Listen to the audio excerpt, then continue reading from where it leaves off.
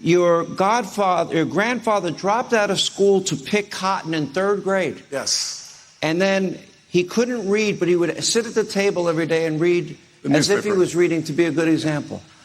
And you say from cotton to Congress in one generation is a journey that can only happen in America,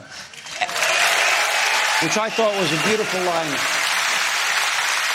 And your grandfather faced real discrimination. If there was a white person walking down the street, you told the story how he would step aside. Absolutely. Yeah, I mean, 1921, my grandfather was born here in South Carolina, Sally, South Carolina. And it was a very different South Carolina. It was a place where a black guy walking down the street would have to get off the sidewalk and let someone walk by who was white. It was such a different and challenging time. My grandfather, when my parents divorced, we moved into his house when I was 7 years old. My grandfather looked at me and said, the weight of his words were so heavy because of all that he had experienced in his life. He said, you can be bitter or you can get better, but you can't be both. And when I hear people telling me that America is a racist nation, I gotta say, not my America, not our America, not the United States of America. And I say that because I've watched the evolution in my own family. I remember the stories my grandfather told me. He believed then, with some doubt now, in the goodness of this nation. And it's that conviction that led me to understand if you work hard, you have integrity, and you have grit, all things are possible in today's America. And the left,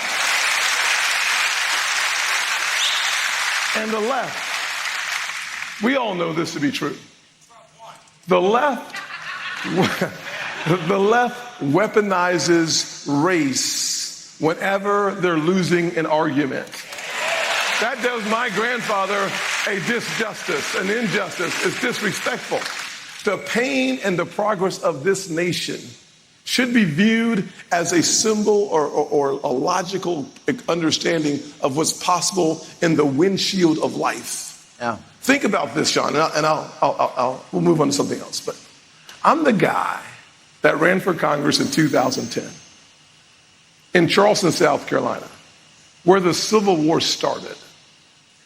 My primary opponent was the son of Strom Thurmond.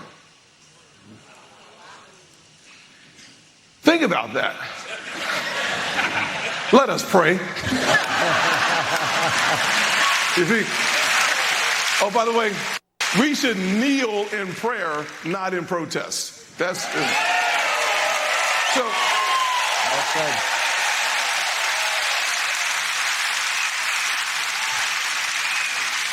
In that race, I won 68-32 because of the evolution of the Southern heart.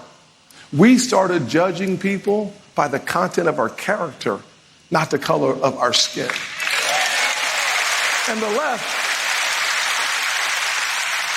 left, they refused to deal with America in 2023 and not 1923 because they know that the truth of my life disproves the lies of their radical agenda. They don't want to educate our kids. They want to indoctrinate our kids.